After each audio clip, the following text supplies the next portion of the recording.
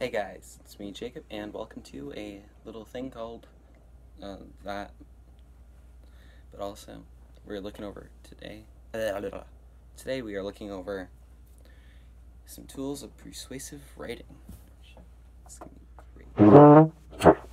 So, the first tool we are looking at is hyperbole, and that is essentially like where you're kind of overstating something to make an effect.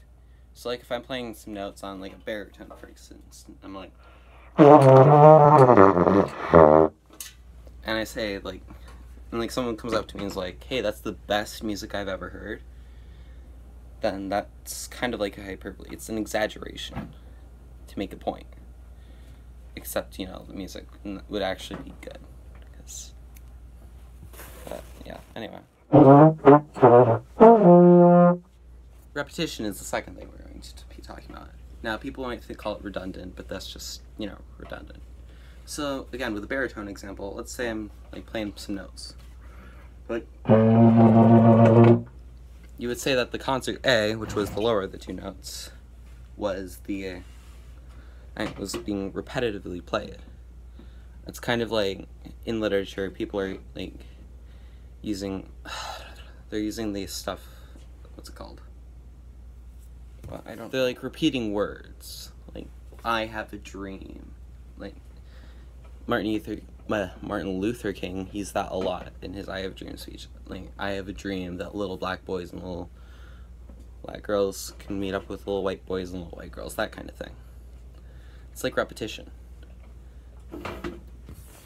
Now, the power of 3 is like what we're doing next for our third one, in case you haven't counted. See what I did there? So, going back to this baritone, because that's all I'm doing today, is basically, like, how do I explain this? So, like, say for a baritone, we have our concert B flat chord.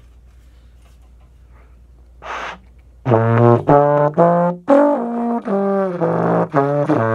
screwed that up, but the point is we have the first part of our chord, then our second, then our third, and if you want, you can count the top again, but that's just repetition of the first one. Now, like, how does this relate to English class? And I'm respond with, well, not the instrument necessarily doesn't necessarily, but what it does do is it creates an example. So the chords, and the chord represents the power of 3 because there's 3 parts to it. And you see this. The first part is like, you see, it's like your protagonist, your first character, the baseline has to be there in order for you to have like a good story, or in this case, a good point. Like that. It's like, it helps you, it creates like the basis for your argument. And then you have your fifth, which is the third one in this, which adds even more layering to it, gives it a nice tone. But it takes you having all 3, including the third, to give you that full potential of the chord, which is like the driving point that like brings home your argument. So like, say you want to buy one of these, and you're like, yeah, please, I can play brass. That's like your primary one. Go. And then you have like, plus I really like the instrument. And then the third one, which would drive the point home, the chord, or in this case, the persuasion, would be like, hey, look, this instrument is cheap. That's getting into the ethos, pathos, logos thing, but the point is that it takes 3, and there's normally a power of 3, as it would be, to just go into this and drive that point home.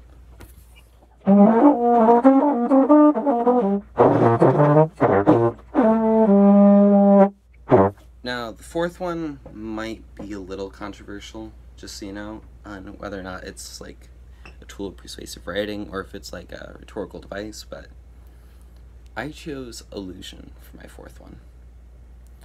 And that's because, like, if you allude, this all ties into the logos pathos stuff, I feel, but it's kind of different. So, like, say that you are going to, like, again, buy a baritone, because why not? And see, when you go there, and you're like, hey, look, I want the baritone, and the parents are like, no way, in Sam Hill are you getting the baritone? You can be like, yeah, but don't you want me to be, like, some, like, famous baritone player? I don't know. Freddie James, I don't know, that's not even a name, I bet, but anyway.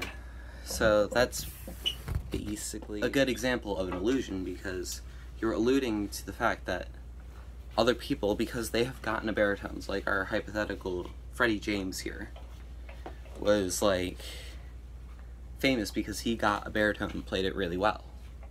It's kind of tying in again to the ethos, logos, pathos. I've said that a lot, but it's kind of it's different enough that I would consider it different. So basically, your illusion might persuade the people to be like, hey, look, he has a point, let's, like, do this because we want our child to be great. I'm talking anyway, I'm talking about this child. It's a side point. Well, anyway, that is my trash explanation of illusion as a tool of persuasive writing.